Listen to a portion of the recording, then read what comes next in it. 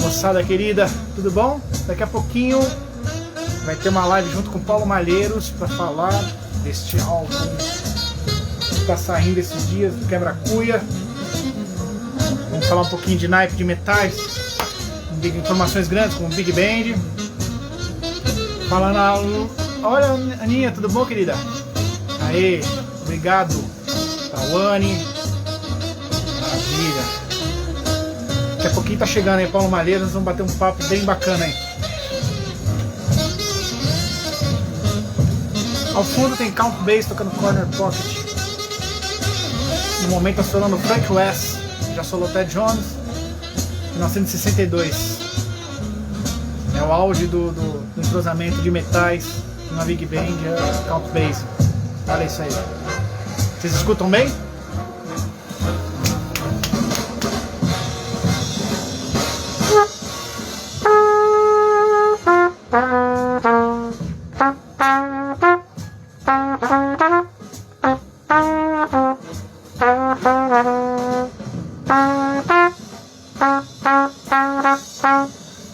Aí, fala Lucas, quebrou tudo nesse Giant Steps a 300 por hora, hein, mano? Eu vou mandar o meu a 150 mais ou menos, tá? Não consigo, esse 300 aí, não tô nesse patamar aí não. Mas tá bom pra caralho o teu, muito bom. Quebrando tudo aí. Lucas Gomes, uma das novidades no cenário da música instrumental, e quebrando tudo aí, tá tocando o mais puro, fino e... mano, bom pra caramba. Herbert Lucas, saxofone, garotão, você tá bom, mano? Ingrid Santos, Ramon, vocês estão bem aí, mano? Como é que tá essa final de pandemia, final, começo, recomeço? Vamos ver se eu acho aqui meu querido Paulo Malheiros. Irani Piola. Ei, meu querido. Fizemos carnaval junto em Jundiaí, é isso? Recíproca verdadeira, Lucas. Quebrando tudo aí, mano. Bom demais, mano.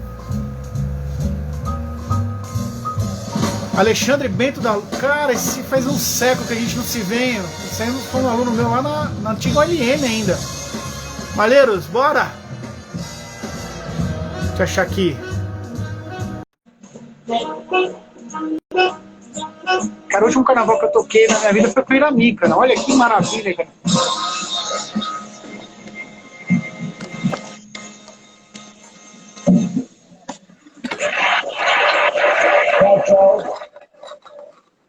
Paulo Malheiros.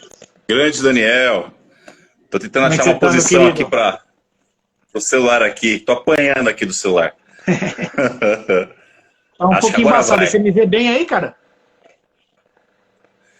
Tô te ouvindo bem. Tô te vendo e ouvindo. E você, consegue me ouvir bem? Tô te ouvindo bem também. Tô te ouvindo bem. Maravilha. Tem já uma galerinha por aqui na área. Ó, o Bruno Pereira chegou aí, ó. Trombonista da pesada. É, o Brunão. E olha só, meu, Pique de Freitas. Um beijão pro tio, Laércio de Freitas, umas referências aí de Big Band aqui no Brasil, né? De escrita pra Big Band. Tinha um queridaço, um super músico, compositor da pesada. E aí, bonitão, o que nós vamos conversar hoje, cara? Qual que é o assunto? Tá, você tá me ouvindo, Daniel? Tá, acho que tá dando uma falhadinha, né? O horário, talvez. Ah, legal. Tô te Então, ouvindo Daniel, bem. a gente tá aqui, né? Estamos aqui pelo projeto do Grupo Quebra-Cuia de workshops, né? Essa série que tá rolando agora aí, nesse final de ano. E muita alegria, né? Esse projeto que a gente está, pelo menos nesse momento, né, de pandemia, pelo menos a gente pode estar se encontrando e pode falar de som, pode falar de música. E aí a gente foi convidado, né? O pessoal do Quebra-Cuia deixou a incumbência da gente falar sobre linguagem, né, de metais para Big Band, de outras formações. E você, né, foi o meu professor disso, aliás, né? Tô aqui me sentindo honrado de estar aqui com você falando disso, porque quando eu comecei, né, a primeira banda que foi a minha escola de Big Band foi a Soundscape, e você era já um dos cabeças da Soundscape. Mas, vamos lá, Daniel, linguagem de Big Band, o que você, quando chega numa Big Band, primeira coisa que você fala, assim, de sonoridade, de articulação, vamos lá. Bom, primeiro agradecer aí as palavras, assim, eu não me sinto professor de ninguém, acho que eu aprendo tanto quanto eu posso ensinar, acho que é informação e é uma coisa que foi feita para você receber e compartilhar, né? Então, eu acho que você também faz isso desde o momento que você pintou aí, tocando com uma categoria inigualável, assim, não só a musicalidade, mas também a concepção de som. Então, você vem fazendo isso, já também vem contribuindo para que a gente tenha futuras gerações, né? Isso já tem mais de 15 anos que a gente toca junto, né?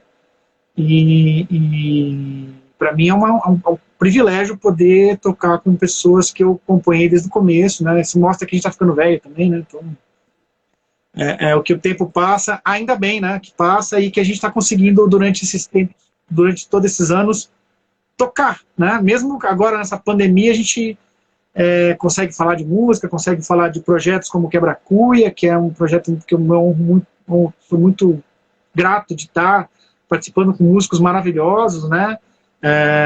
Uma formação que, além de priorizar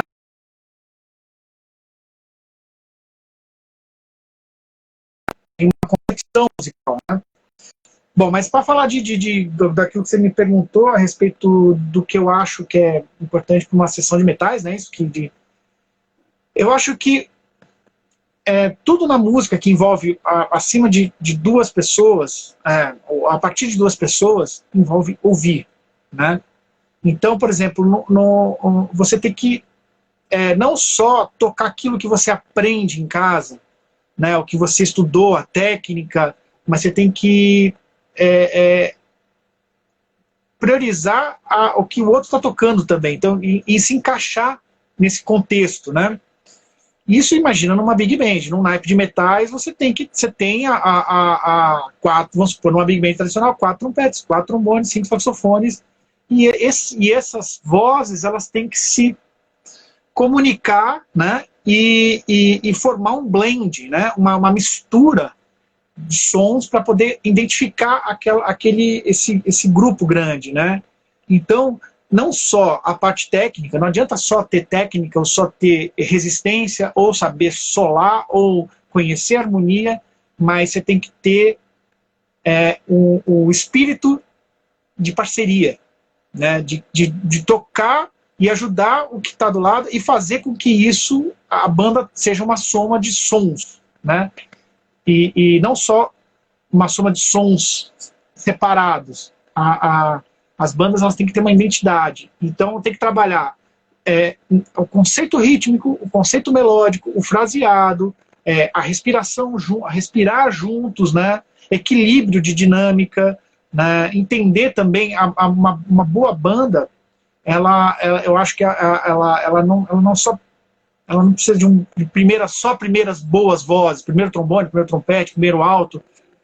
Ela precisa de um quarto trompete, um quarto trombone, um barítono, um segundo tenor, um segundo alto, que também sejam musicais, que também pensem em música, né?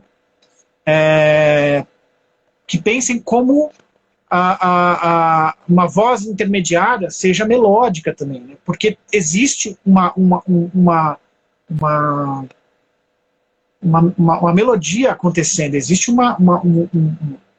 que vai transformar aquilo numa harmonia, num bloco harmônico, entendeu? Então eu acho que o primeiro requisito, eu acho, ter a atitude e o respeito de se escutar o próximo, né? Não só tocar, mas você entender que o que está acontecendo ao seu redor, né? Tentar captar essa concepção dos líderes de naipe, né? Do arranjador, do compositor, né? E tocar junto, cara. Tocar junto é uma coisa que é muito divertida quando acontece. A gente tem essa oportunidade de tocar em várias formações juntos. E o prazer que a gente tem em tocar junto é porque a gente sabe que a gente pensa dessa maneira, né? A gente tem ideias diferentes, né? Porque somos seres humanos, somos distintos uns dos outros, mas tem o objetivo maior, que é fazer música. A música é maior do que nós, é maior do que qualquer banda, qualquer coisa assim. Então, a prioridade está na arte, né? A arte acima de tudo. Assim, acho que, e o respeito ao ser humano e fazer com que isso passe para as pessoas que estão ouvindo. Né? Não sei se eu respondi, passei um pouco do ponto, mas... Não, maravilhoso. Né? Assim, já deu para pegar assim, então, o primeiro ponto assim, que a gente já pode colocar que é a preocupação em somar, né? A preocupação em colaborar e não entrar de cara e querendo impor um jeito ou não negociar uma interpretação, né? A primeira vontade de querer fazer parte de algo maior e contribuir, né? Perfeito, perfeito. E assim, eu já imagino já que assim, isso aí já chama um próximo tópico, que poderia ser assim, por exemplo, a sonoridade da banda, além dessa necessidade da gente se adaptar ao que está acontecendo e negociar e participar e contribuir, tem a questão que para o som da banda ser aquela coisa grandiosa, para ter um impacto, não precisa ser algo forte. Geralmente a gente tem sempre como posso dizer, um preconceito contra os metais, né? Que o pessoal acha que os metais tocam forte pra caramba. Esses metais aí, né, um som exagerado. Mas a grande questão de um som cheio de banda não é tocar forte, né? É tocar junto, não. É tocar no swing, é tocar afinado. Fala um pouquinho disso também, Daniel. Só fala picotou um pouco aí, mas eu acho que deu para entender. Realmente, às vezes os próprios músicos de metais, especialmente trompetes e trombones, têm o péssimo hábito de tocar forte, né? Tem o péssimo hábito de achar que tocar forte é tocar bem. E tocar com som é muito diferente de tocar forte, né? Tocar com qualidade de articulação, com equilíbrio e afinação. Também uma outra coisa que eu acho muito importante falar, que as pessoas... eu tem que tocar afinado. Você vai tocar com afinado com corda ou você vai tocar afinado com naipe? Porque se o meu primeiro trompete está tocando alto ou baixo, eu vou tocar com ele. Eu vou tocar afinado com ele. Você entendeu? Eu posso até discutir falar assim, fulano, vamos dar uma ajeitada nessa afinação aqui? Que tal você subir um pouquinho, ou abaixar um pouquinho? Porque tá, ok. Mas se ele está tocando e a banda está sonando, não adianta eu estar afinado com corda, com afinador, e achar que eu sou a afinação perfeita. Eu sou afinado, a banda tem que estar afinada, né? Não adianta eu estar no 440, 441 e a banda está no 435. E não está afinado, né? E tocar essa coisa do saber que, como tem várias dobras, né? Nos trompetes, nos trombones, saxofones, você não precisa, nem sempre você precisa tocar forte, né? Porque distorce o som. E isso aí é uma coisa que leva um tempo. Eu acho que tem um pouco de maturidade, né? Porque a tendência quando a gente é mais jovem é querer tocar mais, tem mais sangue nos olhos nesse sentido, né? E aí acaba extrapolando, exagerando algumas coisas. Eu vejo coisas que eu tocava há 20 anos atrás, eu falo assim, ainda bem que passaram-se 20 anos, né? Mesmo tendo uma certa qualidade naquela época. É o lance da emoção, né? Tá... Eu tô achando que tá picotada a minha internet. Será que é isso? Também só fala tá picotada pra mim. Tá travando, né? Aqui eu tô me ouvindo bem, assim, mas você vem picotado. Eu não sei como é que tá aí pro resto da galera. Tem uma galerinha aqui assistindo, ó. Tem o Beto, do Cola no Som, tem o Françoel, o Guisado tava na área aqui, Luan Trompete, o Joab tava aqui na área. Como é que tá o som aí pra vocês aí? Matias, minha irmã Juliana, o Lulu tá aqui na área, olha que legal, meu. Ó, que legal. Lulu da Experimental lá, meu, que maravilha. Sim. Lulu é o maior som de trompete que eu conheço, sinfônica. Ele e Marcelo Matos. Quem não conhece, procura ouvir. Marcelo Matos, que toca trompete na USESP, e o Luciano Melo, Lulu. Tremendo primeiro trompete de orquestra, um som lindo. Meu, interpretação. Quem não conhece, procure saber, que é um dos, para mim, uma das principais referências aqui no Brasil. Você chegou a tocar com o Lulu, né, Malheiros, lá no Experimental? Cheguei. Quando eu entrei na Experimental, o Lulu já era o chefe, o professor do naipe. Ah, que legal. Então foi. Você pegou. Foi bem massa. Pegou. Ele também é um desses caras que também organiza qualquer naipe de metais. Aí no lado sinfônico, né? Do lado de orquestra. Ele é um verdadeiro líder de naipe, né? Um cara que dita regra de uma maneira muito musical, né? Gosto muito dele tocando. Tem esse lance do primeiro trompete ser a cara meio que da banda, dos metais e consequentemente da banda, né? Porque é a primeira voz, né? Então você tem um primeiro trompete que arredonda as coisas fluem melhor também, né? Com certeza, com certeza. Nossa, e para quem toca no naipe, você ter um cara que é seguro, né? Isso é uma coisa importante, né? Os primeiros, eles têm que ter uma segurança. Não precisa ser nem sempre o melhor solista, o cara com mais técnica, não sei, mas precisa ser o cara que tem um padrão, né? Um padrão, uma certeza musical, uma certeza rítmica que conduz ao naipe, né? Então isso para mim é uma coisa também que e não é o tocar mais, justamente voltando àquilo que a gente tá falando, não é o que toca mais forte, é o que tem mais segurança, é o que tem mais conhecimento de estilo, né? Isso é uma coisa também muito importante também, você ter um chefe de naipe que saiba daquilo que ele está tocando, ou que esteja aberto a conhecer também, né? Isso é uma coisa que eu acho que me chama atenção num bom líder de naipe, né? Bacana. E Dani, e o lance assim que você sente assim de tocar em big band e em grupos menores? A gente nem precisa falar ainda de quinteto, sexteto, mas, por exemplo, noneto, né? Você pensa, assim, diferente? Você tem alguma coisa, assim, que quando você senta a ambiência, a forma de emitir, o que você pensa, assim, de grupo grande e grupo menor? Grupo médio, né? Grupos médios, como o noneto, por exemplo, que é o caso do quebra-cuia. No quebra-cuia, a gente tem uma formação que é considerada grande, mas ela é bem menor do que uma big band, né? Então a gente tem 2 trompetes, um trombone e 3 sax, né? Um alto, um tenor e um barítono, né? Então nem sempre a gente precisa assim,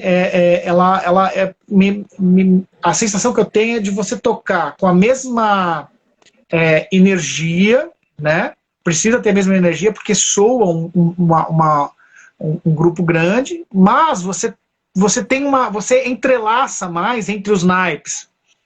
Então nem sempre você está fazendo o naipe de 2 trompetes não é a mesma coisa que com 4 trompetes. Então a gente faz muita função, os 2 trompetes com o trombone talvez sendo um terceiro trompete, né? Ou o trombone com tenor, um trompete com alto. Então a transição ela é maior, né, entre a banda, né? E você tem mais espaço também para solos, né? Então assim, do que em relação a uma big band, né, maior, né? Então, por exemplo, lá no caso do quebra-cuia, eu e o Rubinho, a gente reveza a primeira voz. Porque, assim, primeiro que não tem coisas muito pesadas para tocar, né? Assim, acho que já é escrito já para isso, né? E a gente consegue negociar muito bem isso aí, porque o Rubinho também é um grande solista, então ele pensa a liderança de um naipe de uma maneira muito diferente do que um primeiro trompete específico, né? E a mesma coisa acontece comigo. Então a gente tem um jeito diferente. Existe aquela coisa a energia tem que ser a mesma, mas você também não precisa tocar com o mesmo volume de som, você também não eu acho que cansa um pouco mais também, exige um pouco mais da musculatura, porque você toca mais tempo, né?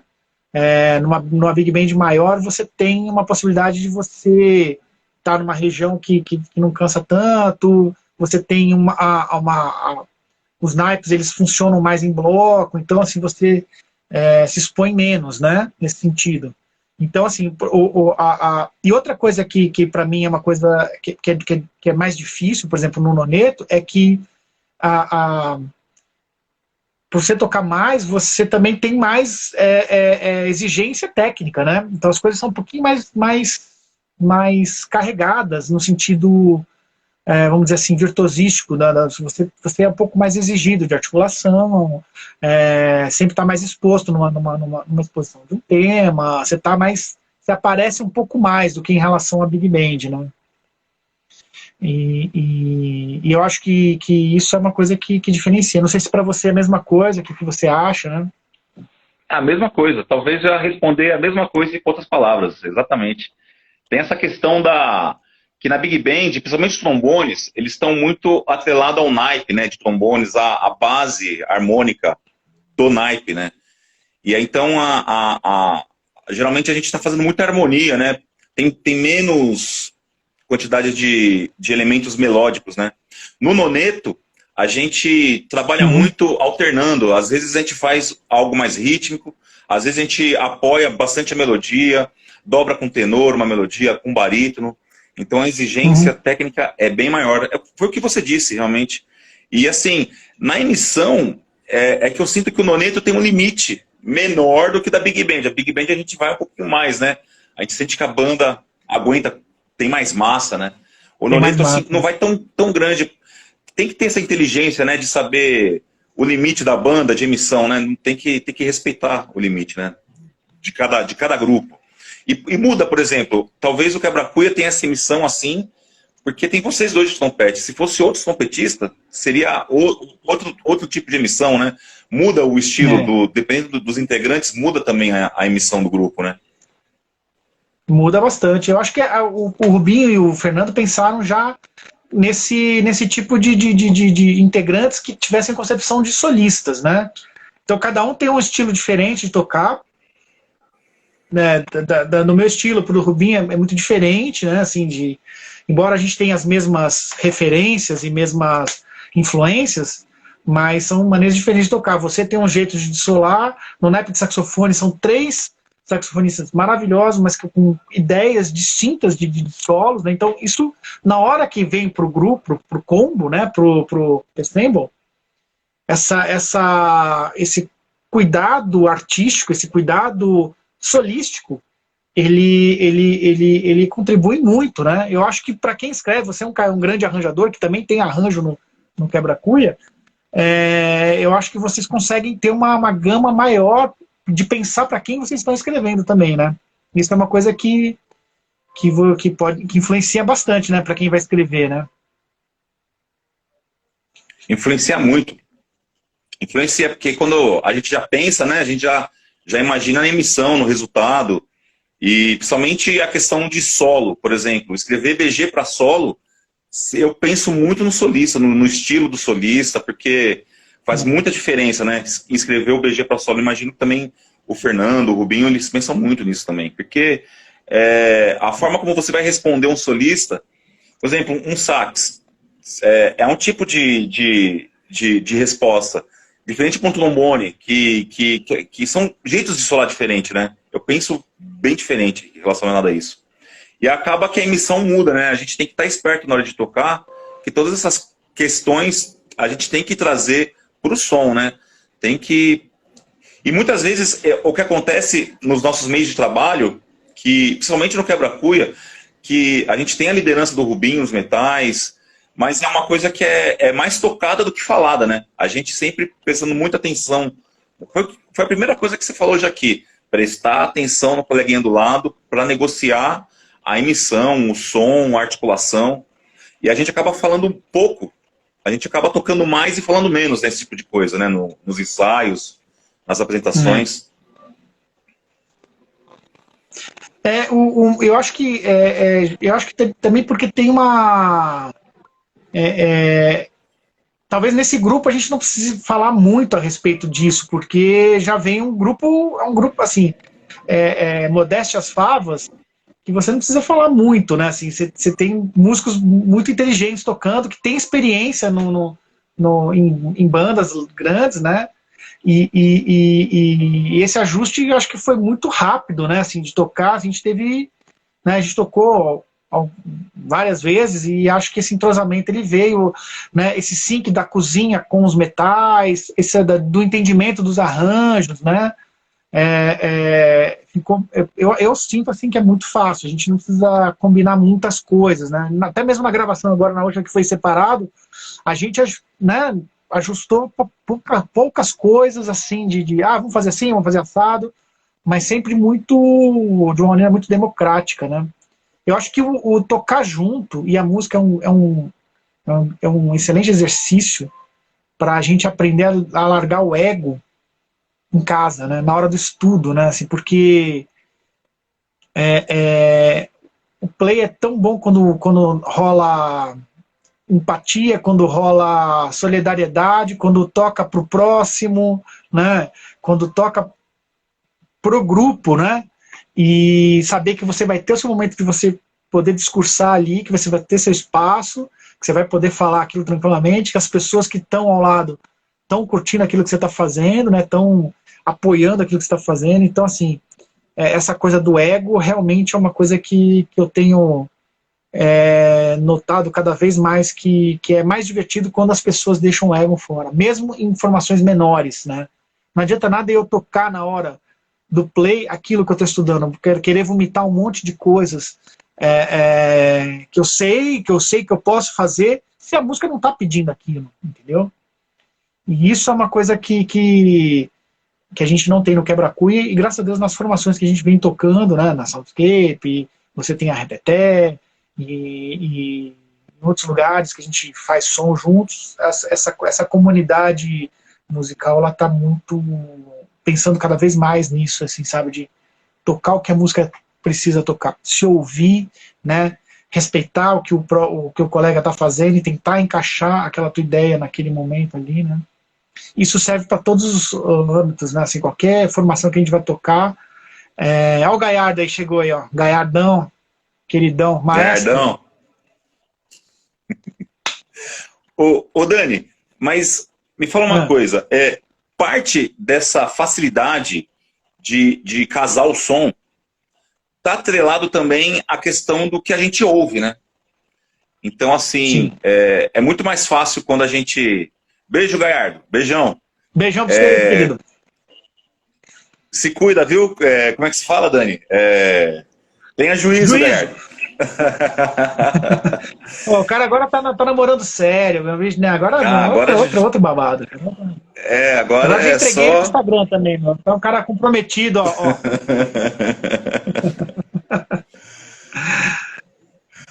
Ô, Dani, então, mas me fala uma coisa, parte dessa facilidade de casar o som, de você ter os integrantes que chegam e com pouca comunicação verbal já consegue desenvolver o som, né? Parte disso não está atrelado também ao que a gente ouve, ao que a gente desenvolve também, ao repertório que a gente tem de referências, né? Porque, deixa eu só falar uma coisinha, quando eu comecei... Eu ia na sua casa meio que uma vez por semana, eu saía com uma pilha de 20 CDs para copiar, né? Porque na época era outra época, não tinha internet. A gente tava aí, ó, barba branca. Aqui, né? Essa estantezinha aí atrás aí.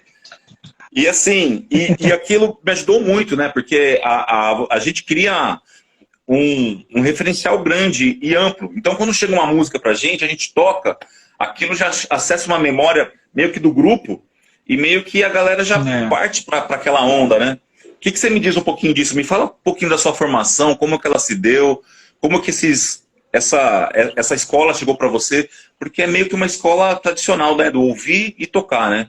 Conta para nós isso aí. Eu concordo 100% com você. Eu acho que a gente toca aquilo que a gente escuta, né? As referências que a gente tem, que a gente procura adquirir durante a nossa jornada, ela é importantíssima na hora de a gente tocar, entendeu? Assim, se eu escuto coisas legais, se eu escuto coisas boas e eu tenho o hábito de escutar, isso vai passar para o som, né? E eu acredito muito numa comunidade, é como se fosse uma grande energia que conspira a favor de determinados assuntos. Então, por exemplo, a comunidade jazzística, da música instrumental, ela assim, a gente escuta coisas com o mesmo propósito. Músicos no mundo inteiro, de uma certa forma, que têm essa preocupação, se conectam de alguma forma, mesmo que não estejam, né, tocando juntos, né? Então, a referência é muito importante. Eu tive o privilégio de crescer numa família musical. Meu pai é um colecionador de vinil, desde a década de 50, então a família do meu pai veio de Minas, meu avô também era músico, meu bisavô também. Então, meu pai e meus tios tinham o hábito, na década de 50, já de escutar programas de jazz que passava na Rádio Nacional, no Rio de Janeiro, e eles conseguiam pegar por ondas médias, curtas, sei lá, alguma coisa assim, um rádio, eles pegavam super mal e ficavam, todos os dias tinha um programa, não sei se era às 5 ou 6 da tarde, que eles iam para lá e ficavam escutando. Então já na década final da década de 40, começo da década de 50, eles já sabiam quem era Thelonious Monk, quem era Miles Davis, quem era Dizzy Gillespie, Charlie Parker, né? Então, isso, quando eles vieram para São Paulo, principalmente meu pai, sempre teve essa curiosidade de comprar muito método, discos importados. Então, a casa dele virou um centro cultural do jazz ou da música instrumental, né? Ele cultivava isso aí e sempre gostou de compartilhar essas coisas. Então, eu cresci nesse meio. Então, assim, eu escuto música boa desde sempre. Desde que eu me lembro, me lembro por gente, entendeu? Assim, de ver. Depois meu pai foi um dos primeiros a comprar videocassete, na época que era uma coisa super. Na década de 80, assim, isso aí não. E meu pai teve a oportunidade de trabalhar com um cantor famoso que viajava muito e aí ele conseguia trazer essas coisas, tá? Ele foi ver a banda do Village Vanguard com o Ted Jones, isso, imagina, né? Cara, isso é um privilégio que você tem de ter viajado e poder... E não só viajar, tem gente que viaja e não consegue curtir essas coisas. Ele tinha essa cabeça, sempre teve essa cabeça de buscar as coisas que eram de difícil acesso, né? Então, eu acho que é importantíssimo, e a gente está agora, uma coisa assim, aproveitando esse gancho de escuta, por exemplo, eu olho para essa parede aqui e vejo um monte de CDs, assim, o CD, o vinil, vem informação do disco. Hoje em dia, a geração que nasceu, que está com seus 20 anos agora, e menos até dos 30, um pouco para baixo, é a geração do streaming, que você não tem informação nenhuma do álbum. Você muitas vezes só sabe quem é o artista principal, o Joe Coltrane, mas você não sabe se é com o McCoy Tyner, se é com o Wynton Kelly, se é com o Elvin Jones, em que ano que foi gravado. Às vezes você não sabe o nome da música, você não sabe por que ele gravou aquela música, você não sabe por que, às vezes vem aquelas coletâneas que não sabe, é uma faixa de um disco, a faixa de outro disco. Então, quer dizer, existe essa parede aqui está toda no meu celular, no streaming. Só que é o seguinte, eu abro aqui em encarte, enquanto estou escutando o disco, eu entendo porque o Lee Morgan gravou um Standard X, porque ele escutou no disco do Frank Sinatra, e porque a composição tal chama não sei o quê, entendeu? Então são informações que você tem num CD, num vinil, que você não tem no streaming, que você, na hora que você está escutando, outra coisa, a escuta no celular, ela é uma escuta parcial, né? Você, enquanto você está escutando um disco, toca o seu WhatsApp, vem o Instagram dando a mensagem que o fulano de tal curtiu a sua mensagem, não sei o que quer dizer, você escuta desviando do principal, que você está ali aquela 1 hora que seja do disco, você está lá só para aquilo, entendeu? Então a escuta ela é fundamental, e eu acho que ela precisa, assim, a geração, quando eu falo geração, não é a pessoa que precisa, assim, eu tô com 46 anos de idade, eu não me sinto velho, mas eu sinto que tem uma diferença, porque assim, eu peguei essa transição do vinil, do CD, e do CD pro MP3, e agora pro streaming. Então assim, eu já vi muita coisa, né? E eu sinto que os músicos jovens, eles têm todo esse acesso aí no celular, eles pagam R$20 por mês e tem tudo, só que não tem o principal, que é a informação mais detalhada daquilo que ele está escutando. Ele precisa acessar alguma outra coisa enquanto ele está escutando para poder adquirir essa informação, e às vezes dá preguiça de procurar isso mesmo, né? Então, eu acho que uma das coisas mais divertidas que tem é a gente, por exemplo, terminar de tocar e ficar falando de som, cara, ficar falando de disco, ficar falando do solo, do fulano de tal. Isso é uma coisa que a Soundscape cultivou, né? Naquelas segundas-feiras lá no Blém Blém, a gente terminava de tocar e ficava lá mais 2, 3 horas, às vezes mais tempo, batendo papo do que a gente tinha tocado. Mas essa resenha, ela é fundamental, cara. Assim, ela ajuda muito ao crescimento. E eu acho que essa mescla, esse convívio com músicos mais velhos, ela é importantíssima. Como a gente teve com Charles na Soundscape, como a gente tem com Bob White, sei lá, com Alexandre Mihanovic, com Lito, né, o Vinícius Dorim, nosso, né, Proveta, músicos que são mais velhos que a gente e que conviveram com outros músicos, né? Da mesma forma que você pega, sei lá, o Roy Hargrove, que faleceu recentemente, mas ele tocou com Cidadão Alto, tocou com Elvin Jones, tocou com, sabe? São músicos que tiveram contato com aqueles músicos daquela geração ali que foi marcante. E isso é fundamental, eu acho, a gente ter esse contato, né, através da escuta e também através de ir ver som também, né?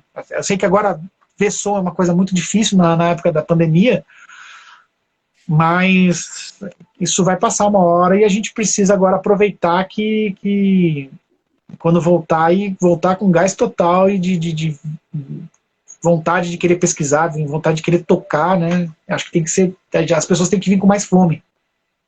Não sei se você concorda com o que eu falei, ou respondeu aquilo que você perguntou, né? Concorda muito. O Bruno Neri comentou, seria ver com os ouvidos isso? Talvez, né? Seria escutar com consciência, né? Seria você ter o conceito cultural daquela gravação, onde ela se encaixa no contexto histórico, o porquê daquilo tudo. É muito importante na hora de formar um som, até para inspirar a gente a formar o nosso som, né? Exatamente, O Thiago e o Digão fizeram uma live bacana ontem também, falando essa coisa do repertório, do saber repertório, saber o cancioneiro, tanto da música popular brasileira quanto da música americana. São coisas que moldaram o cenário da música instrumental, tanto no jazz quanto na música brasileira. Saber forma de música, sabe? São coisas que eu sinto que não se explica toda hora nas escolas isso, entendeu? Não se explica o porquê tocar de ouvido, né? Não se explica porque você tem assim, você só saber 20 standards de cor. Tem que saber, cara. Para quem quer improvisar, tem que saber. Mesma coisa que quem quer tocar em Big Band tem que conhecer Count Bass, tem que conhecer Duke Ellington, tem que conhecer Flat Handers, tem que conhecer a banda Mantiqueira, tem que conhecer a Soundscape, tem que conhecer a Tabajara, tem que conhecer o Spock Frevo, né? São referências. Você pode não gostar daquilo, mas você tem que saber que são músicos que estão fazendo um trabalho já há mais tempo do que a gente, entendeu? Então, faz parte da cultura, né, musical, né? Saber aquilo que a gente quer fazer e como a gente vai fazer, né? Então, assim, a referência ela é muito importante e eu acho que, nesse caso aí, a audição, né, acho que é a principal fonte de estudo, né, para qualquer músico que queira tocar em qualquer tipo de formação, especialmente as formações maiores, né, porque hoje em dia a gente tem muitos músicos tocando bem, né. Quando a gente formou a Soundscape há 20 anos atrás, por exemplo, você tinha uma escassez de músicos querendo fazer isso. Você tinha muito músico tocando e tal, mas que queria tocar lá segunda-feira para não ganhar nada, quer dizer, ganhar financeiro, né? Ganhar musicalmente, sempre, né? Muito mais do que, né? Difícil. Hoje em dia a gente tem opção, cara. A gente pode montar. A gente tem opção. Para chamar substituto, às vezes a gente fala assim, cara, tem fulano, ciclano, jovens que estão tocando super bem, né? Hoje a gente já tem mais opção. Antigamente era difícil, era mais difícil isso, né? É muito louco. Com certeza. Ô Dani, você adiantou uma pergunta que eu queria fazer, exatamente isso. Vamos passar para a galera umas dicas aí de referência aí de Big americana, Big brasileira, falar também de nonetos norte-americanos, nonetos brasileiros. Acho que noneto brasileiro não tem muito que gravou assim historicamente, mas tem formações menores, né, que com 4, 5 sopros, né, que dá pra gente citar aqui, né. Vamos começar música brasileira? Então vamos começar com jazz e brasileiro. O jazz que começou antes, né? Primeiro veio o jazz. Count Basie do Kellington. Count Basie do Kellington é primeira procura que tem que ter, é Count Basie do Kellington, assim. São as bandas que vieram da década. Por quê? Putz, pelo material musical, pelo material de músicos que são, pelo conceito musical, né, pelo swing, né, por exemplo, são o Duke Ellington pelo conceito de composição e arranjo, da maneira inteligente como ele escolhia os músicos, ele escrevia para os músicos. Então, assim, dizem que as partituras não vinha primeiro trompete, segundo trompete, vinha o nome dos músicos, ele escrevia para os músicos, Curt Williams, Cat Anderson, Clark Terry, Paul Gonçalves, Johnny Hodges, Jimmy Blanton, vinha o nome, não vinha o instrumento, nem o número da voz, né? O Count Basie, ele tinha um conceito antes de tudo, assim, eu acho que ele tinha ele formou, ele não era um arranjador, né? O Count Basie era um líder só, né? Quer dizer, um líder só, era o líder, né? E um tremendo de um pianista, mas que tinha uma visão de swing, né? Ele tinha um conceito de swing. Então, assim, ele chamava os músicos de acordo que pudessem tocar naquele estilo. Até tem uma história muito bacana que eu li, eu não sei aonde que eu li isso, onde eu li, mas contando do Joey Henderson, que é um dos deuses do jazz. Ele estava na época fazendo o gig avulsa e pintou para fazer na banda do Count Basie, no naipe, tocar lá no naipe. E o Joey Henderson tocou com a banda do Ted Jones também, né, que é um cara da escola do Count Basie. E aí diz que o Joey Henderson, que é puta músico, né, não só como solista, mas também tocando em naipe, que era um cara que fazia arranjo, que tocava em big band, diz que sentou lá para tocar no naipe. Diz que ele tocava, tudo que ele tocava vinha antes dos caras. Ele falou, mas o que tá acontecendo aqui, né? E ele, tocando, aí diz que chega o Marshall Roy e falou assim, menino, né? Olha só o grau. É o Lito. Chegou o Lito pra ele. Assim, menino, quando você for respirar para tocar, espera mais um pouquinho. Aí quando você for atacar, mas espera mais um pouquinho. Aí você toca, vai dar tocar certo junto com a gente. Quer dizer, que tem aquela coisa do tocar layback, que é uma escola do Count Basie, né? Que é uma coisa difícil de fazer, porque você precisa escutar o companheiro, né? Então você imagina o Joey Henderson, que é o solista, né, aquela da linhagem, Coltrane, Wayne Shorter, ele pra mim, então, ele tá, Sonny Rollins, é os top dos tenor moderno, né, e foi tocar no Count Basie e sofreu para tocar, né, porque mesmo que você conheça aquilo, quando você vai tocar, você tem que estar naquela onda, você tem que escutar aquilo e tem que viver aquilo, né. Então, assim, aí depois pra mim tem a banda do Ted Jones, que é uma referência, tem uma que eu gosto muito, é da Toshiko Kiyoshi, que é uma japonesa, pianista japonesa, que mora radicada nos Estados Unidos há muitos anos. A maneira como ela escreve eu gosto muito, tem um pé no swing, mas também tem uma coisa mais moderna, assim, dos voices, da exploração, também tem uma coisa da mistura da música japonesa que eu acho interessante, né, Putz, tem tantas, cara. Pô, as modernas, da Lincoln Center é um padrão, é uma referência, né? Porque eles procuram manter essa tradição das bandas, né? De tocar como as bandas tocavam, tentar emular aquele som, né? E ter um padrão altíssimo, né? De músico. Tem a da Maria Schneider, que a gente teve o privilégio de tocar, né? E também tem um conceito de som muito diferente das big bands tradicionais, né? Tem uma outra big band que eu gosto muito, que é da mais antiga, que é do Woody Herman, da década de 60, especialmente, né? Que é uma big band super justa, precisa, né? Super um entrosamento de ensemble fantástico, né? Especialmente tem umas gravações da década de 62, 63, 64, que estavam em turnê, eles viajaram o Brasil, os Estados Unidos de ponta a ponta, tocando quase todos os dias. Iam de ônibus e toca num dia, pega um ônibus, toca na outra cidade, e viajar nos Estados Unidos inteiro fazendo isso. Então você imagina o que eles não estavam tocando nessa época, né? Assim, no quesito de entrosamento, de tocar, já transpirava pelos poros aquela música, né? Essas são as big bands de jazz que eu acho... Não sei se eu esqueci de alguma, tem várias, né? Assim, esqueceu de um monte, mas não dá para lembrar, né? Um monte, com certeza. Putz. Bom, falando do Count Basie, do Kellington... Eu gosto de pensar sobre Big Band, eu gosto de bolar umas planilhas, assim, de que qual veio de qual, assim, de termo de conceito, assim. Mas as duas principais é a Count Basie e a do Kellington. A Count Basie é pelo lance do que você falou do groove, que ele criou uma máquina de groove, né? Cada um num tempo, tipo, você tinha o Fred Green no tempo, e aí dali a banda mais funcionava como um relógio, né? É muito... Já o do Kellington, a banda era bem mais suja, né? O som da banda já era mais sujo, mais sujão, que é uma característica bacana também, só que ele, por outro lado, ele tinha muita genialidade de composição, a jungle music, aquele lance de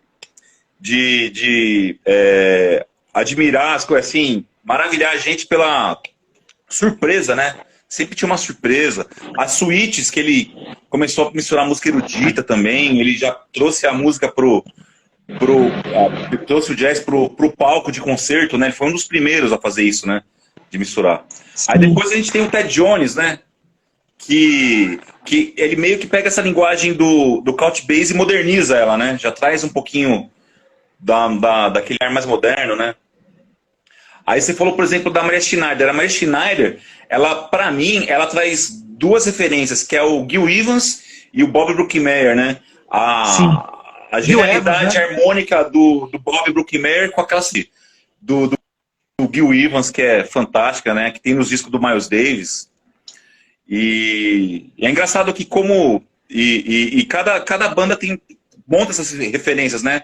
Mas os dois pilares são esses de sonoridades, né? Uma banda groovada, bem ritmicamente precisa, e uma banda mais suja, mas com uma transcendência artística muito forte, né? A Dudu Kelly tem aquela coisa dos timbres, que ele mesclava coisa de surdinas e efeitos, e explorava muito solista, né? Assim, o indivíduo, né? Assim, ele pegava... explorava aquele timbre, daquele jeito do solista tocar e colocava no naipe, aí é uma coisa muito... talvez seja o cara mais... como é que eu posso dizer? Mais democrático no sentido da banda, assim, né? O cara... Meu pai conta que ele assistiu a banda aqui em 1956, se não me engano, diz que o Paul Gonçalves chegou 1 hora atrasado no concerto. Foi lá no bar, encheu a cara e esqueceu do concerto. Aí lembrou que tinha, chegou e tocou. Diz que o Duke Ellington nem tchum, tocou e o cara ficou na banda a vida inteira. O cara vai tirar o Paul Gonçalves da banda? Não vai tirar, porque o cara encheu a cara um dia e chegou 1 hora atrasado. Aquele concerto de Newport, de 57, que os caras chegam... Ele começa o concerto com 2 trompetes, 2 trombones, 2 sax, não sei o que, e sai tocando. E a banda vai chegando. Cara, é impressionante. Inclusive tem até um solo do Jimmy Wynn Crescendo Blues, do Paul Gonçalves, que é um solo antológico, né? Que ele fica, se não me engano, 56 coros solando. E esses 56 coros acontecem porque tinha uma moça dançando na frente do palco, e a banda começou a se empolgar com a moça dançando, porque ela estava curtindo.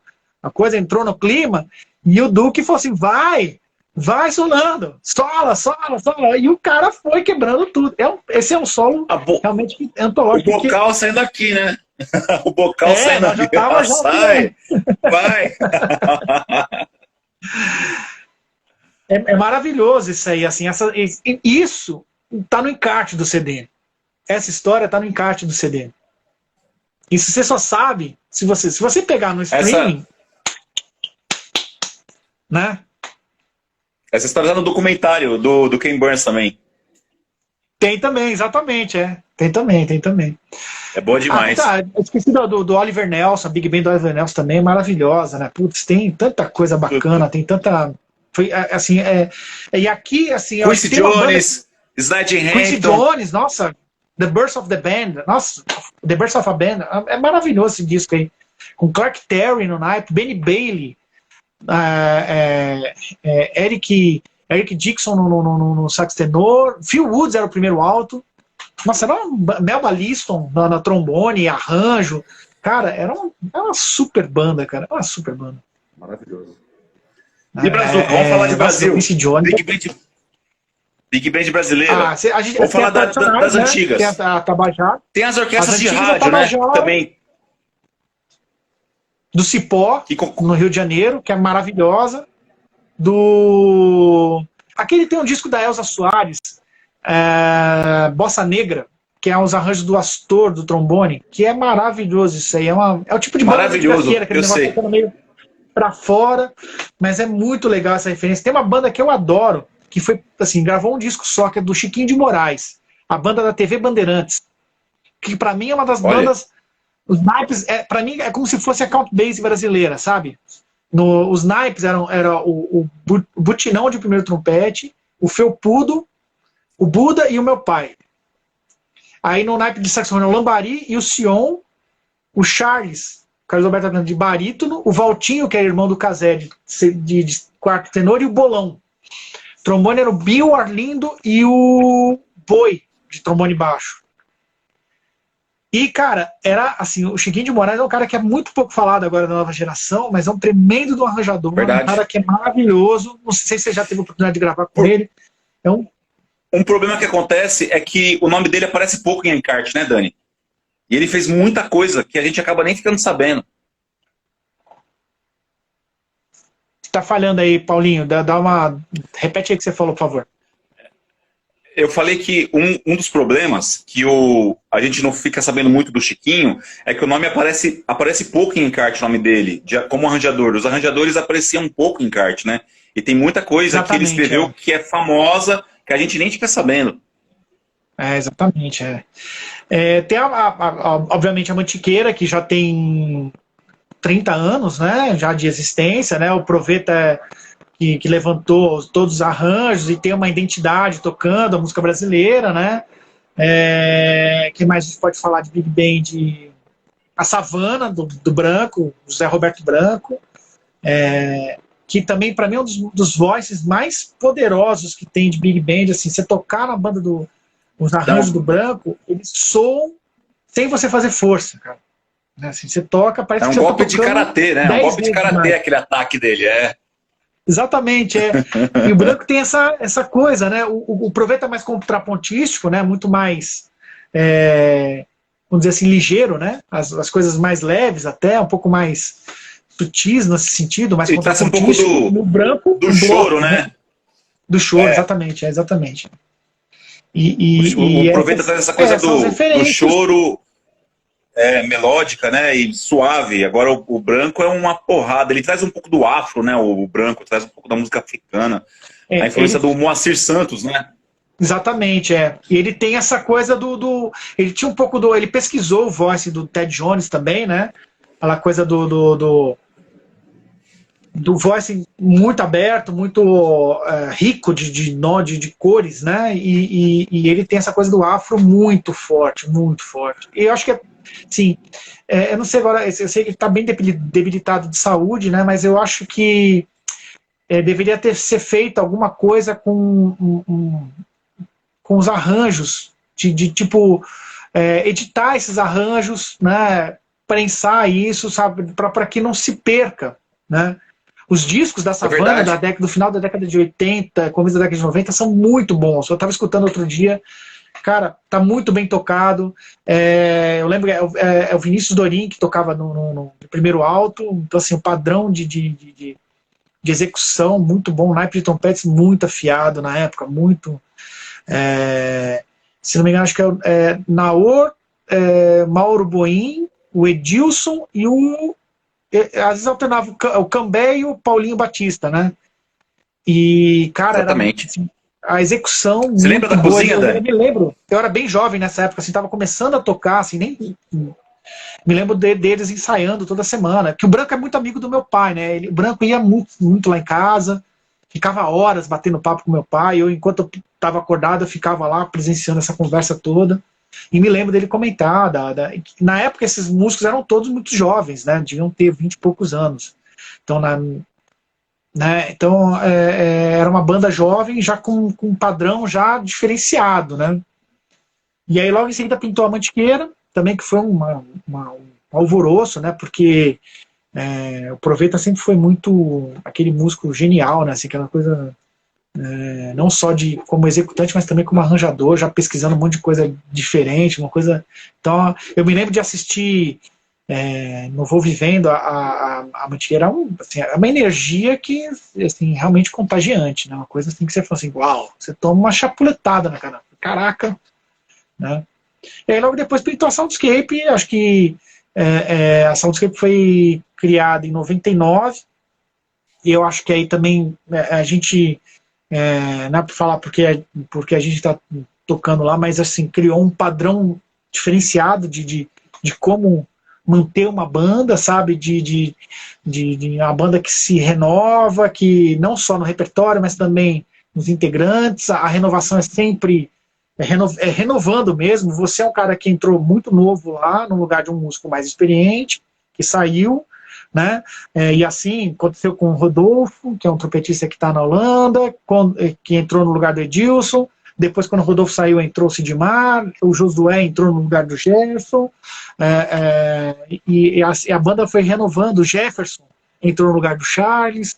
Então, assim, sempre botando músicos novos, né? Em contato com músicos mais experientes, que é uma coisa muito importante, muito necessária, não só para o novo que está chegando e se sente acolhido, mas também para o músico mais experiente se sentir cutucado e em contato com a nova geração, né? Ô Dani, vamos falar um pouquinho da linguagem dessas bandas que a gente acabou de falar, das brasileiras, começando da Tabajara, das bandas de gafieira, né? Depois vindo que veio Savana, tem a banda do Nelson Aires também, né? Que veio nos anos 80 e agora retomou.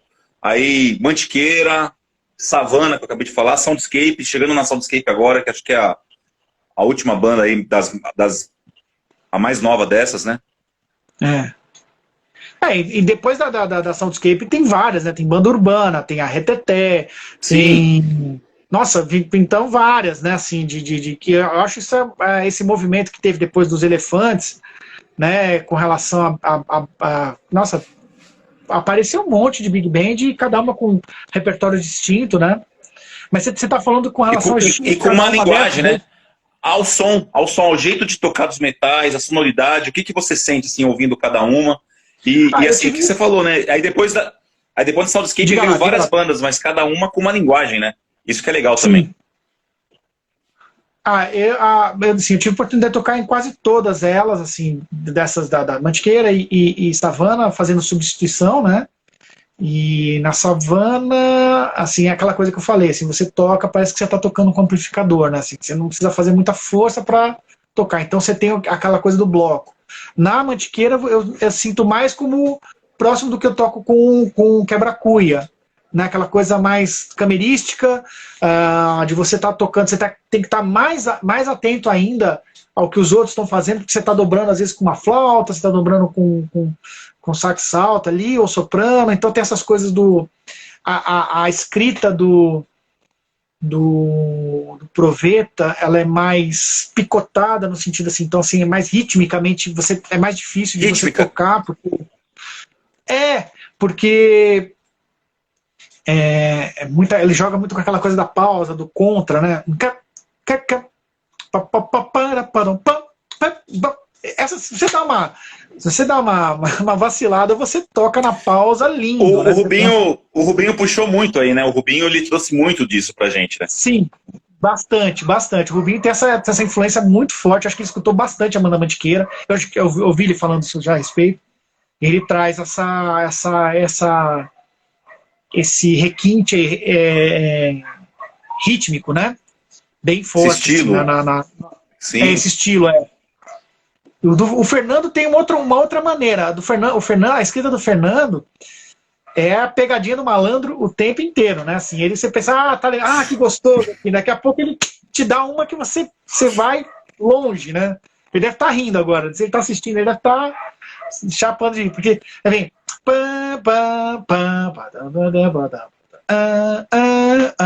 legal. Daqui a pouco ele muda um negócio que você, cara, que filha da mãe, cara. Ele e dá uma quebra aquela, né? Você fala assim, que danado, cara. Ele vem fazer, você acostuma com aquele negócio, daqui a pouco ele muda e você fala assim, te leva para um outro lugar, né? Se você não tiver atento, você vai mesmo para outro lugar. Mesmo. Sim. E o Fernando, diga lá. E o Fernando, ele gosta de textura também, né? Ele pintou. Ô, Fernando, vai tricolor. São Paulo, avante São Paulo. Olha lá, ó. Uhul, tricolor, hein? Já se manifesta. Deus, vamos ganhar um ano, hein? O seu Flamengo, deixa quietinho o seu Flamengo. Você já ganhou ano passado, deixa a gente ganhar esse ano. O Fernando tá passando mal esse ano, tadinho. Nossa, mas o Fernando tem uma coisa... merece, estão jogando bem. O Fernando, ele tem um lance de textura, né? Ele explora a textura, ele explora a sonoridade dos voices, ele gosta muito de voice fechado e denso, e ele gosta de estender isso até pra gente, ele gosta de mexer nisso, né, de textura, eu sinto muito disso nos arranjos dele, fica muito bonito, ele explora muito bem isso. E tem a rítmica, mas a rítmica ela não é tão picotada como, por exemplo, a do Proveta e a do Rubinho. As coisas são mais interligadas, assim, né? Ele tem uma coisa da acentuação, mas dentro de uma coluna diária, isso é uma coisa que eu tenho notado bastante. Ele não só no Quebra-Cuia, mas ele escreve bastante para Soundscape. Então tem aquela coisa das frases longas, né? Que tem a rítmica, tem a acentuação, mas está tudo dentro daquela coluna diária. Então, assim, você tem que tocar com muito mais ar, você tem que tocar com um tipo de som que acaba aveludando mais o som da Big Band, né? Para mim, um dos grandes compositores e arranjadores da atualidade, né? Assim, um cara que escreve com uma linguagem moderna e lírico, né? Ele é muito lírico, assim, as coisas são bonitas de tocar, tem uma sutileza e um requinte ímpar, né? Assim, uma coisa realmente muito, muito bacana. Para mim também. Assim, só fazer um lembrete para quem está assistindo. Termina. Nesse livro aqui, que foi lançado pelo PROAC, tem os arranjos, tem as grades, né? Tanto do Rubinho quanto do Fernando Corrêa, e tem um QR Code aqui, que a pessoa que adquire o livro, ele pode baixar as partes em PDF e tocar os arranjos que a gente tocou na gravação. Então tem a gravação como referência e dá para também analisar o que ele está fazendo aqui, né? Que os compositores escreveram. Então, ver como é que é o voz. Tudo isso que a gente está comentando aqui, vocês podem comprovar no livro que está aqui, que eu acho que, se não me engano, vai ter à disposição na Freenode, se não me engano, eu vi os meninos comentando. Aí, o Fernando, se tiver mais detalhe e quiser colocar aí nos comentários, já vai ajudar bastante. Fala aí, Malheiro, você ia falar alguma coisa, eu te interrompi legal. Aproveitando que a gente chegou no Fernando, aí vamos já aproveitar e falar então da linguagem da Soundscape, né? Eu acho que a Soundscape, ela tem uma longa história, né? São 20 anos, quantos discos? 5, 6? E ela tem no mínimo 3 sonoridades nesse desenvolvimento da banda, né? Eu creio que eu participei de 2 mais ativamente, e o Fernando mesmo, ele participou muito ativamente dessa última sonoridade que desenvolveu junto com a banda, né? Quer dizer, que a banda desenvolveu junto dos arranjos dele. Fala disso aí pra nós. A gente teve a primeira fase, que é do Alexandre Mihanovic, que é um guitarrista maravilhoso e um arranjador também da pesadíssima, com forte influência do Ted Jones e do Count Basie e do Quincy Jones também, né? Então a banda foi criada... Oliver Nelson também, obviamente.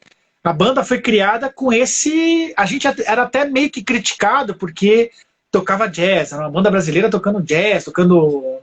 Então assim, a gente tava cagando pra isso, porque a gente queria fazer som, né? Queria fazer coisa, né? Eu acho o lindo de se tocar na Soundscape é justamente isso. A gente, aí tá todo mundo ao Brazuco, que é lindo, que é maravilhoso, a gente tem que tocar, e realmente a gente agora, a Soundscape foi transformando um pouco isso, né?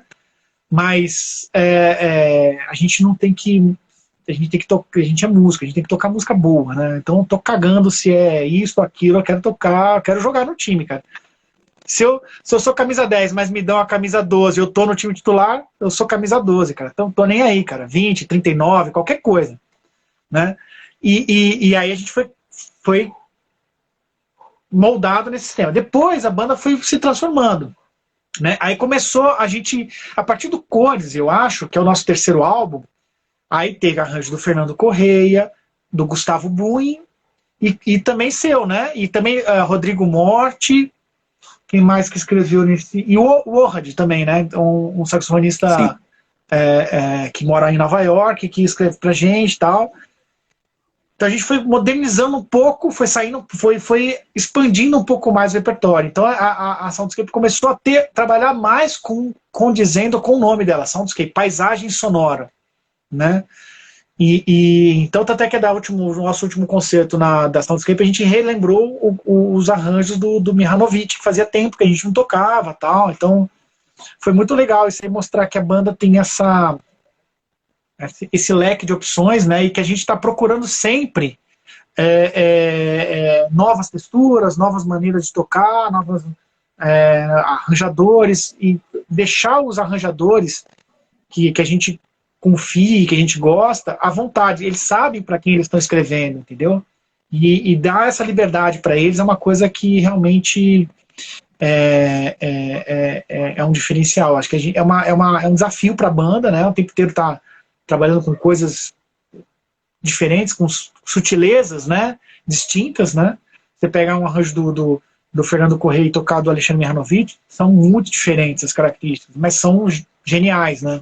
O Gustavo Buin tem uma maneira escrita, é uma narrativa musical totalmente diferente, sabe? Uma narrativa, assim, me parece uma coisa, uma gestação, né? Que você toca aquela coisa, demora para desenvolver, mas ela desenvolve e nasce.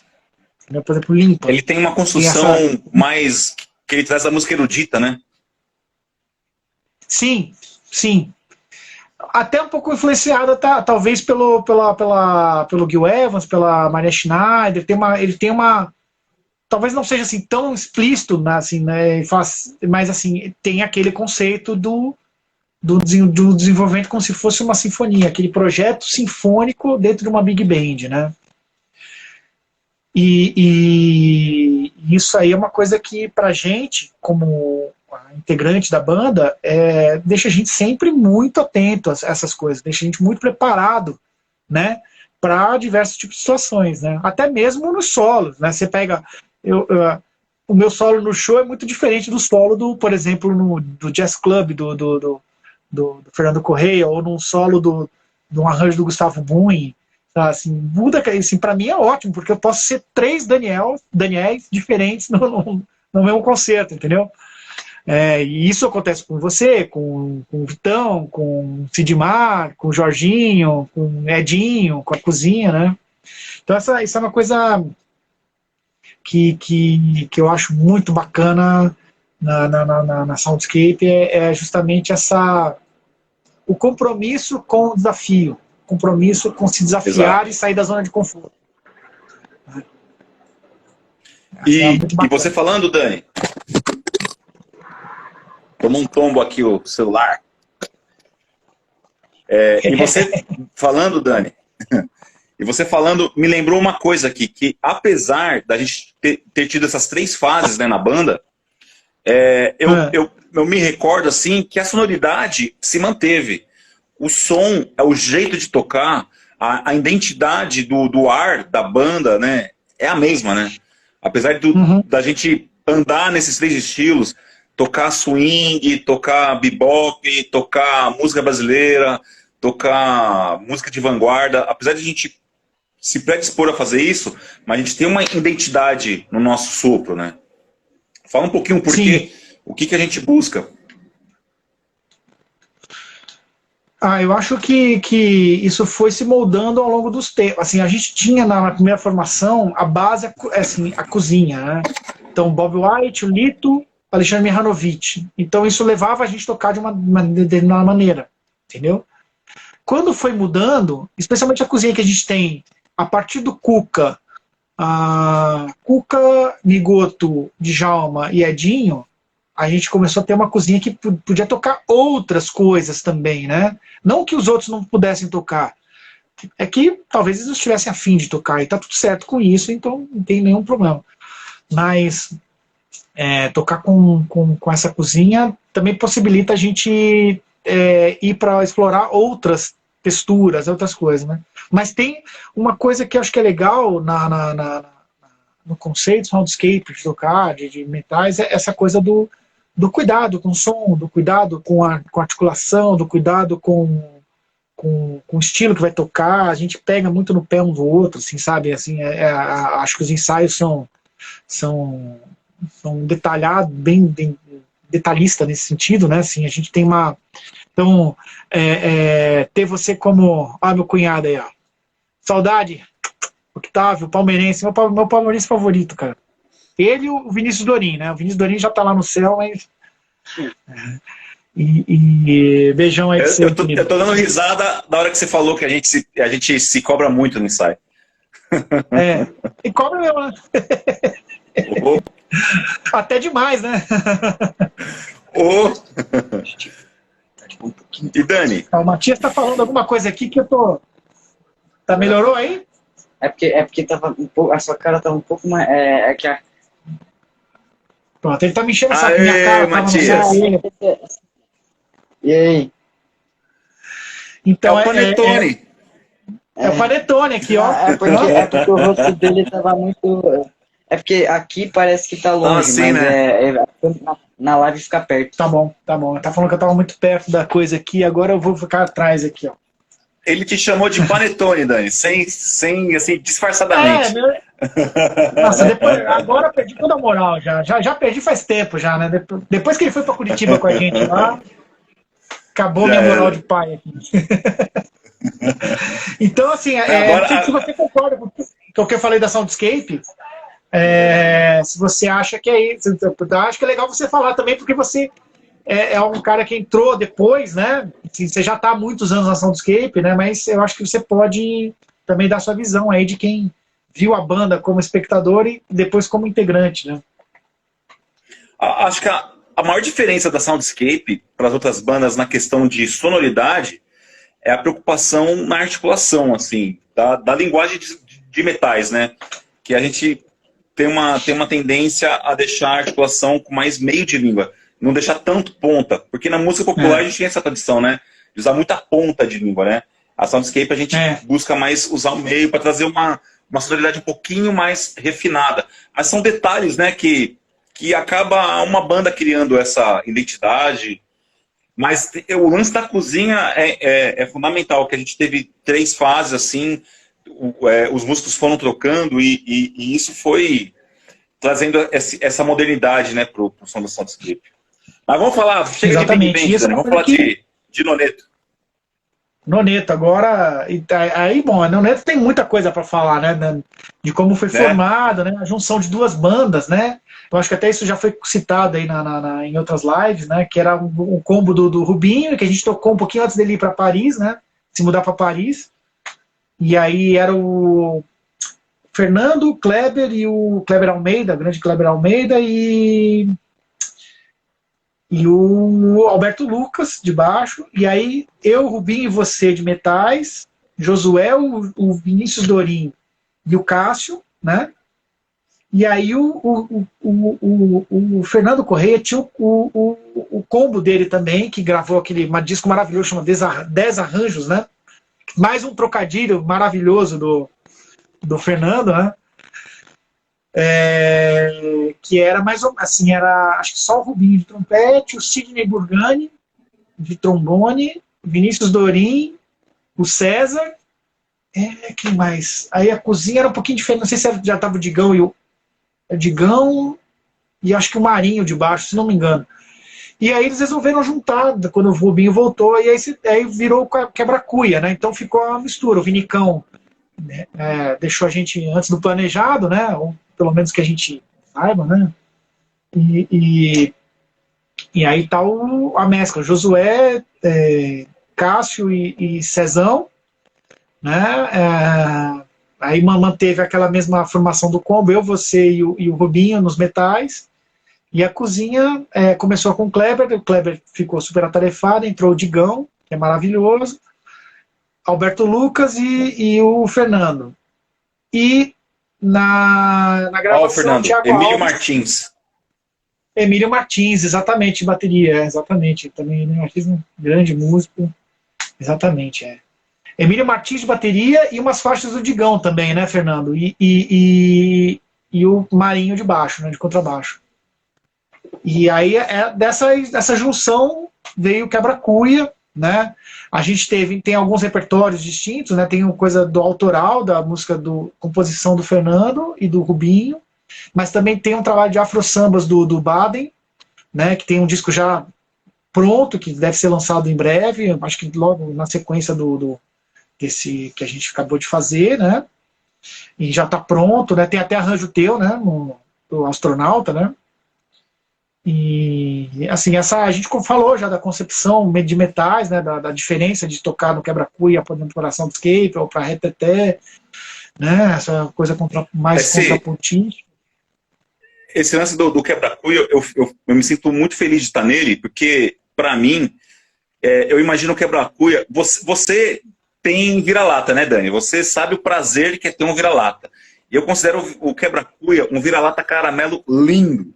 Porque, meu, Brasil, né? É Brasil puro. Ó. A gente tem influência da música universal, né? Do Hermeto.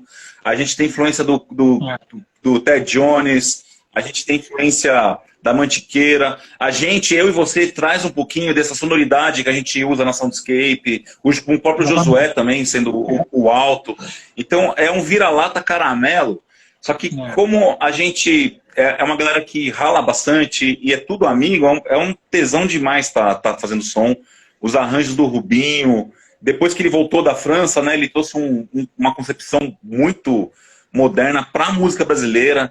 O Fernando já vinha desenvolvendo esse trabalho tanto de trocadilho como de arranjo também. Então, para mim, é um vira-lata caramelo maravilhoso, assim, dos melhores assim que tem.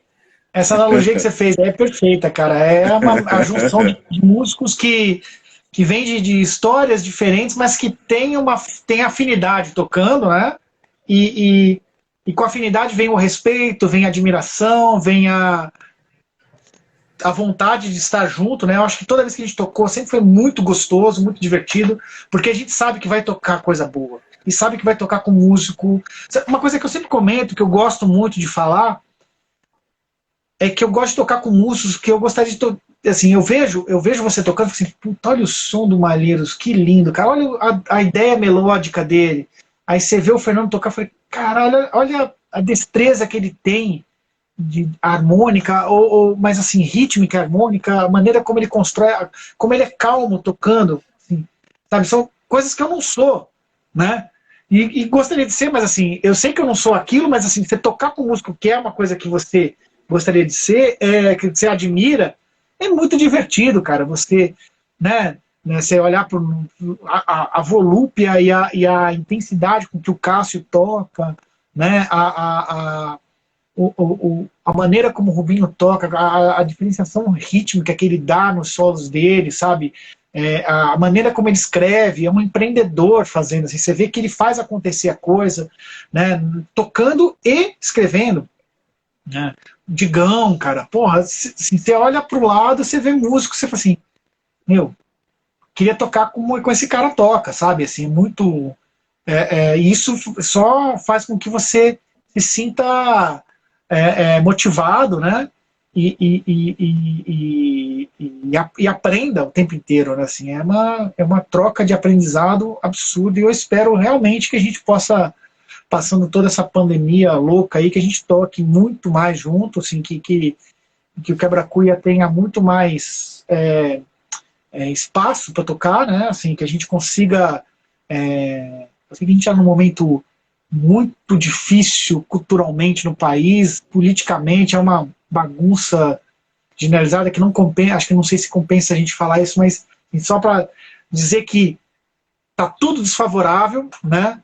Mas ao mesmo tempo a gente segue fazendo as coisas porque a gente tem amor àquilo que a gente faz, tem amor a possibilidade de ser criativo, né? De ser inventivo, de falar de uma linguagem da qual a gente acredita, né?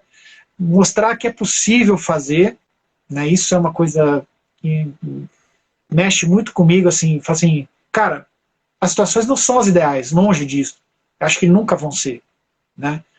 E eu acho que nenhum lugar do mundo talvez tenha uma situação ideal.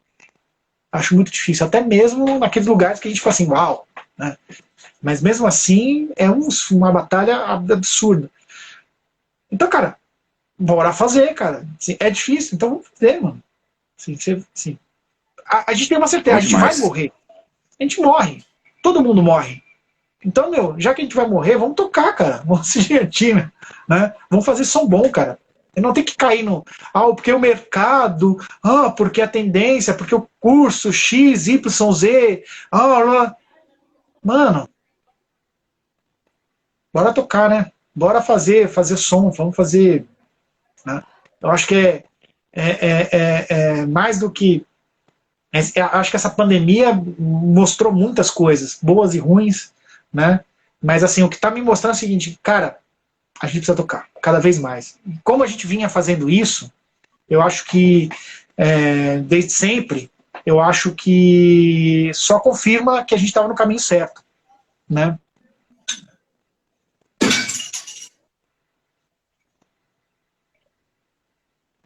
Alô, Dani, aí, tá me ouvindo? Acho que travou aqui. Eu só não ouvi o finalzinho seu, mas eu ouvi até precisamos tocar. Até aí foi que foi.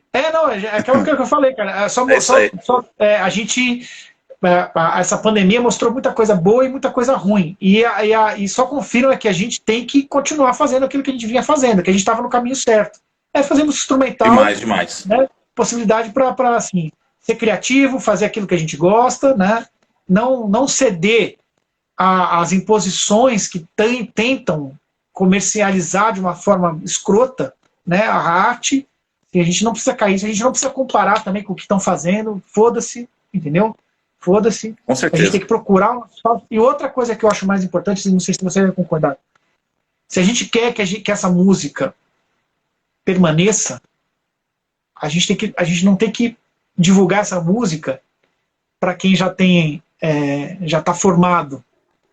A gente tem que mostrar essa música para a criançada e mostrar que através da música você pode ser criativo, que a música te dá a possibilidade de você improvisar, da música de você ter seu espaço para fazer seu discurso. Porque todo mundo quer diálogo, respeito, né? Todo mundo quer que você vá para o emprego e trabalhe 8 horas por dia, nada contra trabalhar 8 horas por dia, a gente tem que trabalhar até mais, acho que o músico trabalha muito mais do que isso, né? Mas quer que você ganhe lá seu saláriozinho, que não sei o que, fica quietinho e continue colaborando para essa coisa que existe aí no mundo inteiro, que é você trabalhar até morrer e não fazer o que você gosta. Né? Isso é uma coisa para se pensar, mas a gente tem que educar, essas são as crianças. Mostrar que isso é possível. Para mim não tem outra solução que não seja mostrar isso para as crianças. Principalmente as que não têm condições financeiras ou sociais para poder ter acesso a isso, entendeu? Tem que mostrar que assim, você não precisa ficar, né? Concordo muito. Eu acho que Dani, talvez seja um... Diga lá. 1h20 de live. Você quer ir? Vamos começar a fazer os tópicos do que a gente conversou. O JR me mandou um alô. E aí, meu irmão, saudade de você. O Bruno mandou um alô pra nós lá em cima, lá. A gente não falou com ele, Bruno Santos. Um beijo, não sei se ele tá ainda online, mas... Bruninho é outro cara arranjador, pesadíssimo, é o trompetista, né? Pô, mano, Bruno lá de Vitória, puta músico, puta arranjador, dá pesado, um queridão, toca muito, sola muito lindo, né? tremendo arranjador, escreveu pra Jazz Sinfônica um tempo atrás, aí, não sei se vocês têm tocado as coisas dele. Tem um trabalho do Brasilidade Geral lá, maravilhoso, também uma formação, né, mais ou menos parecida com a nossa, do Noneto, né? Que são trompete, trompete, 2 trombones, e 3 sax, se me engano, e baixo e bateria, né? Não tem instrumento harmônico. Nossa, é muito bom, cara, muito legal. Bom demais. E aí, Dani, então, ó, o que a gente falou nessa conversa aqui, ó? Deixa eu ver se a gente lembra. Tocar ouvindo o amiguinho do lado, fazer comunicação, respeito e diálogo. A gente falou de ouvir com cultura, né? Buscar saber o porquê daquele som, quem está tocando, quem produziu, quem arranjou, o contexto histórico. O que mais que a gente falou, Dani? Exatamente. Falamos de conceito, assim, de um aspecto, uma pincelada bem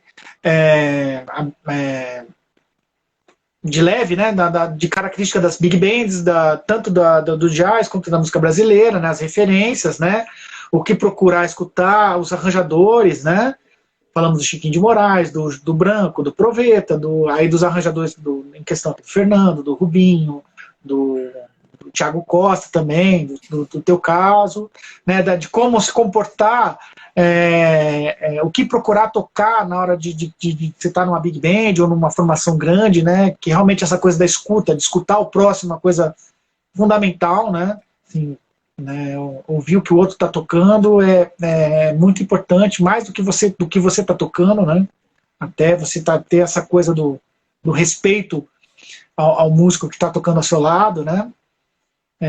A outra coisa também, assim, o respeito com som, né? Porque, assim, me veio essa a cabeça agora. A gente confunde, eu vou sair para tocar numa big band, eu não vou ganhar nada. Então, assim, você não vai ganhar nada, talvez você não ganhe o financeiro, mas você vai ganhar musical. Você vai ganhar experiência de vida. Vai ganhar a oportunidade de compartilhar alguma coisa com alguém. Né? Então, quando eu saio de casa para tocar com a Soundscape, com quebra-cuia, com qualquer formação que não vai dar dinheiro, eu quero tocar com os caras com a mesma garra que eu tô saindo para tocar, velho. O cara tem que sair para querer tocar também. Porque, o cara que vai lá, não tô ganhando nada, eu vou tocar de qualquer jeito, que não sei o quê, bicho, isso aí, tá totalmente com zero, é uma falta de respeito absurda, é melhor ficar em casa.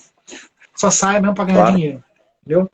Né, aí e a gente já teve vários problemas com isso aí, né, ao longo das bandas, né, disso aqui, né, e por isso talvez a Soundscape tenha trocado tanto de músico, né, nesses 20 anos, né, não só por isso, né, mas eu acho que é uma questão que é para ser falada, né, assim, acho que obviamente a gente sempre que o dinheiro ele faz parte a gente precisa ganhar dinheiro, né, mas sim, a gente precisa fazer as coisas direito também. A gente precisa fazer as coisas mesmo que não tenha dinheiro. Que o dinheiro seja consequência, né?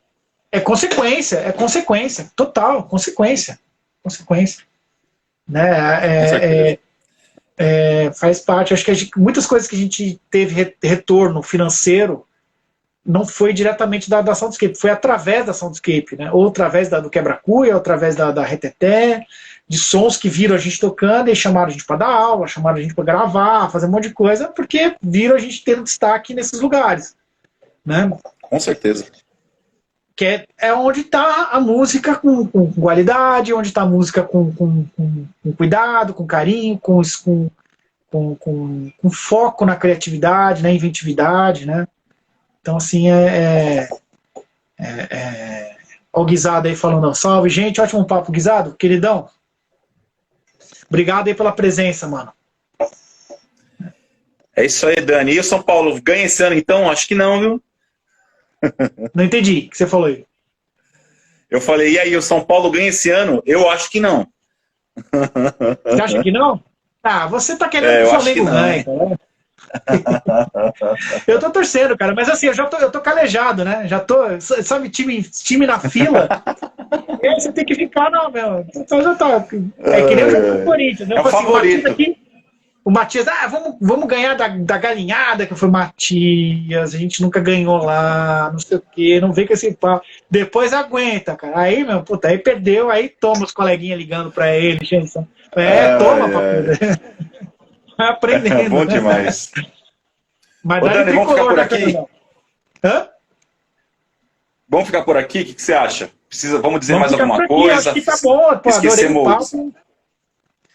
Ô, Malheiros, é sempre muito bom conversar contigo. A gente assim, eu considero você como irmão que que a música me deu, né? A gente tem uma história aí longa de muitos anos, né? E a gente se conheceu lá na Experimental, né? Bom, desde idos do final dos anos 90 lá, né? E a gente vem nessa. Eu não gosto de falar que é batalha, que é luta, porque, meu, batalha e luta não é divertido. A gente vem se divertindo bastante nesse longo desses anos aí, aprendendo um monte de coisa, fazendo um monte de som bacana. E eu espero que isso possa inspirar as próximas gerações. Eu acho que vem inspirando. E o trabalho que a gente tem que fazer é justamente esse, de divulgar a boa música, a música que tem um enfoque na criatividade, tanto do arranjo, quanto da composição, quanto do solista. Essa é a verdadeira arte, é que não se repete, é que você pode fazer as coisas, tocar a mesma música, mas de maneiras diferentes, distintas. Então isso é o que reflete a vida. A vida é um grande improviso, então vamos improvisar uma música também. Então acho que bater papo com você é um privilégio. Eu acho que a gente tem que fazer mais vezes isso aí, né? E eu agradecer aí ao Quebra-Cuia, né? Diga lá. E para mim é uma honra tocar no Quebra-Cuia, estar do seu lado. Eu não escondo de ninguém, é o meu padrinho musical, assim, não é puxa-saquismo. Quando você me ajudou muito, me orientou, foi bem bacana o que você fez por mim, eu agradeço muito. E tocar do seu lado é uma honra, é fantástico, não só pela pessoa também, mas pelo play também, que eu admiro muito. E o grupo Quebra-Cuia. O grupo Quebra-Cuia o grupo Quebra-Cuia é uma honra, é um orgulho meu fazer parte, tocar os arranjos do Fernando, do Rubinho, ter do lado esses grandes músicos, né, que eu posso fazer parte, e me sinto grato e honrado. E é isso, não dá para chamar de luta, né, porque a gente tem muito prazer e muito retorno de tudo isso, né. E é uma honra e gratidão por tudo isso. E eu adorei também essa conversa, poder falar de banda, que acho que é a coisa que a gente mais pratica musicalmente, é tocar numas bandonas, soprar corneta, mas buscando sempre o melhor, buscando melhorar não só o nosso play, mas também ajudar e passar para frente e auxiliar quem busca, né? Que é o que a gente está fazendo aqui agora, que é uma contribuição para a nossa sociedade, de melhorar a nossa arte e dessa forma melhorar também o senso crítico, melhorar a forma de enxergar as coisas, melhorar o sentido filosófico das pessoas. Ó, já estamos falando de outras coisas. É isso aí, Dani. Bom demais, viu? Mas é isso aí, né? Essa é improvisação.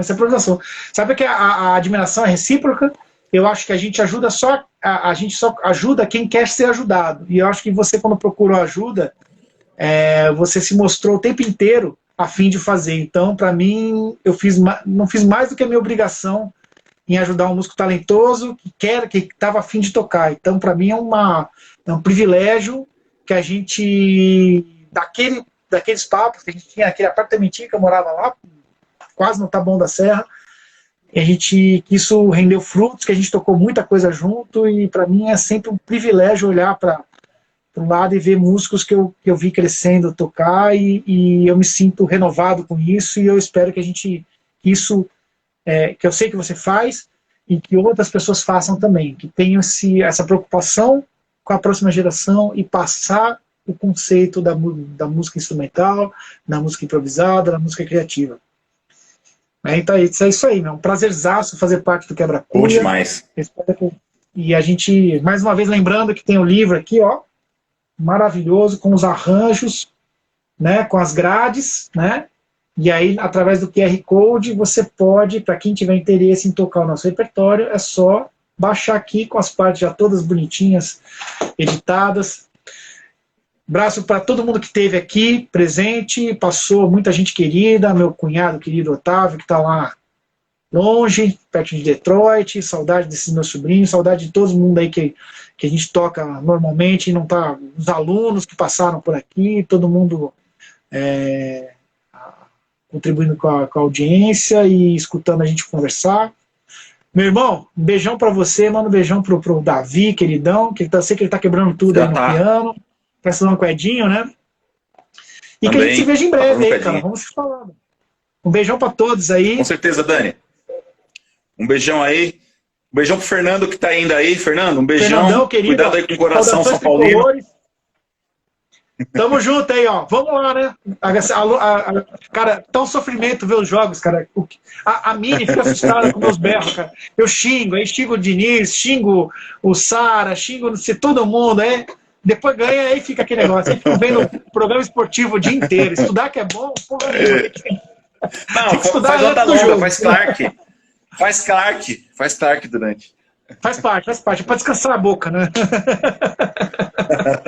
Lindão. Um beijo, Dani. Beijão pra você. E obrigado por todos, pela presença de todos. Um beijão. Obrigado a todos aí, obrigado a todo mundo aí. Beijão pra vocês aí, fiquem com Deus. Até já.